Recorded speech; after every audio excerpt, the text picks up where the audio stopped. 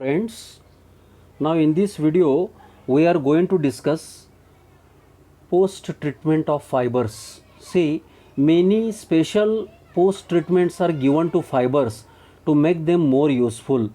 The treatments include scoring lubricant, sizing, dyeing, soap and synthetic detergents are used, okay, for scoring.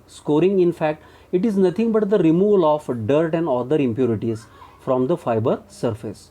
See, lubrication, it is one type of treatment which is given to the fiber to protect them from external friction that may be imparted on the fiber by neighboring fibers.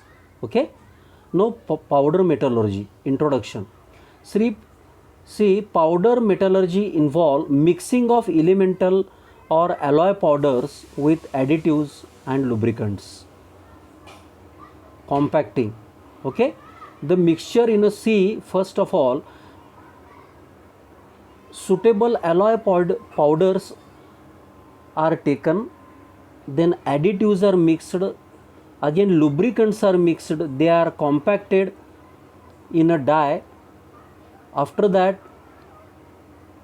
that mixture is heated and finally green compact is produced in a controlled atmosphere furnace.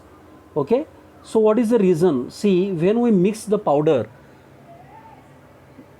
perfect bonding between the powder particles takes place.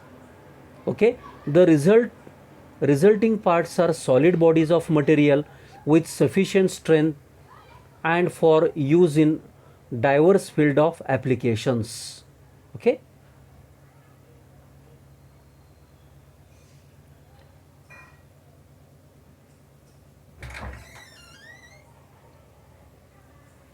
now after that briefly we will discuss the historical development. You see, 3000 back century, sponge iron for tools and other implements.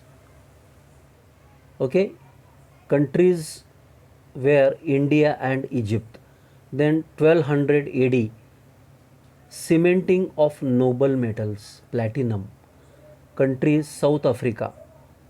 1781, fusible platinum arsenic alloy, France and Germany. 1790, production of platinum arsenic chemical vessels, France. 1822, platinum ingot mating from powders, countries France. 1836, high temperature sintering of platinum powder compacts on a commercial basis, country was Russia. 1839,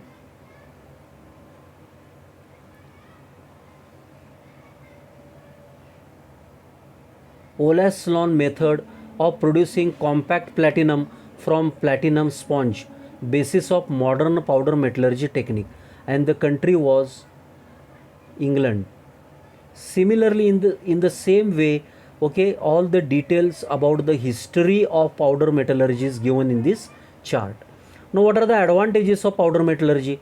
Process advantages: it eliminates or minimizes machining. Okay, that means secondary machining processes are not required, or very less secondary machining processes are required. Efficient material utilization, about 90% material utilization is possible. It enables close dimensional tolerances. Then it produces good surface finish. It provides option for heat treatment for increasing strength and improving corrosion resistance and other properties.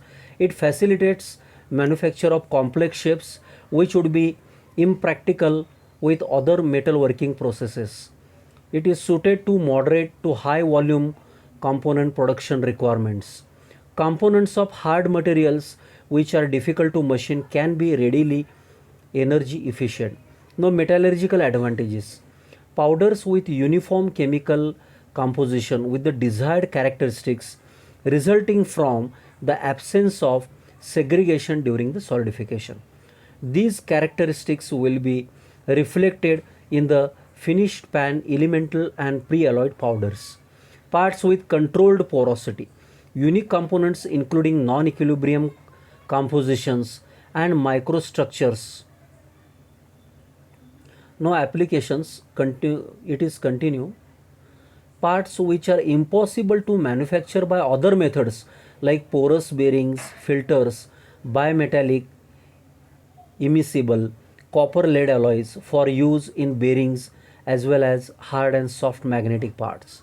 Parts which are difficult to make by any other production methods.